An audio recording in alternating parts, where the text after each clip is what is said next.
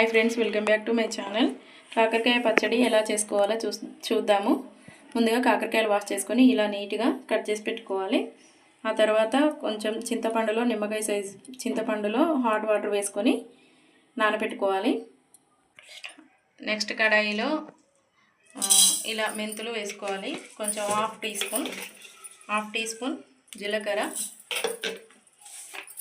2 table spoons ఆవాలు ఇవి దూరగా వేయించుకొని మిక్సీ పట్టుకోవాలి. ఇలా మిక్సీలో వేసుకొని మిక్సీ చేసుకోవాలి. ఇవి కొంచెం చల్లారిన తర్వాత మిక్సీ పట్టుకోవాలి. ఇక్కడ ఆయిల్ హీట్ చేసుకోవాలి. డీప్ ఫ్రైకి సరిపడంత ఆయిల్ పెట్టుకొని హీట్ చేసుకున్న తర్వాత కాకరకాయ ముక్కలు వేసుకొని ఫ్రై చేసుకోవాలి. అవి కాకరకాయలు ఫ్రై అయ్యేలోపు ఇవి మిక్సీ చేసుకుందాము.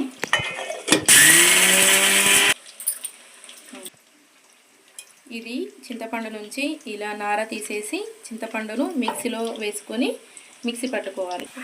ఇలా మిక్సీ పట్టుకొని ఇందులోనే ఇందాక నానబెట్టినాం కదా, అందులోనే వేసుకోవాలి.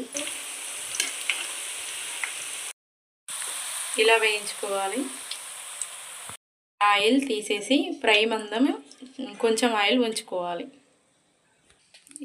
ఇంత ఆయిల్ ఉంచుకోవాలి. కొంచెం జీలకర్ర, ఆవాలు వేసుకోవాలి. తర్వాత వెల్లుల్లి ముద్ద వేసుకోవాలి. తర్వాత 2 ఎండుమిరపకాయలు, కొంచెం కరివేపాకు. నెక్స్ట్ అవి వేగాక చింతపండు మిక్సీ చేసి పెట్టుకున్నాం కదా, ఈ గుజ్జును అందులో వేసుకోవాలి.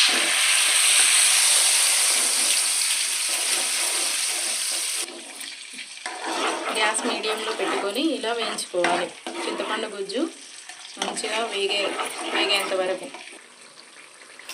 బెల్లం వేసుకోవాలి. బెల్లం వేసుకోవడం మర్చిపోకండి. బెల్లం ఎందుకంటే కొంచెం చింతపండు పులుపు ఉన్నదనుకోండి, బెల్లంతో సెట్ అయిపోతుంది. ఆ లోపు మనం ముందుగా వేయించి పెట్టుకున్నాం కదా కాకరకాయలు, ఈ కాకరకాయలు చల్లారిన తర్వాత మనం పొడి పట్టుకున్నాం కదా, మెంతులు, ఆవాలు, జీలకర్ర పొడి ఇందులో వేసుకోవాలి.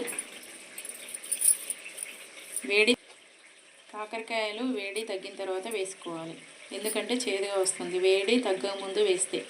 అలాగే దీనికి తగినంత కారము, తగినంత సాల్ట్ వేసుకోండి.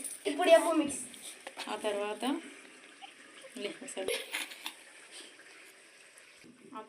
ఒకసారి ఇలా మిక్స్ చేసుకోవాలి.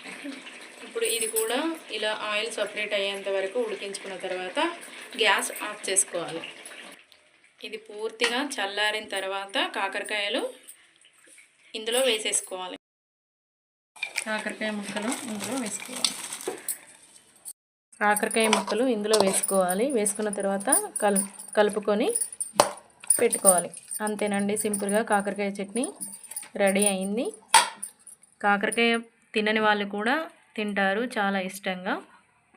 ఒకసారి ట్రై చేసి చూడండి. ఇప్పటి వరకు చూశారు కదా, సబ్స్క్రైబ్ చేయండి ఫ్రెండ్స్.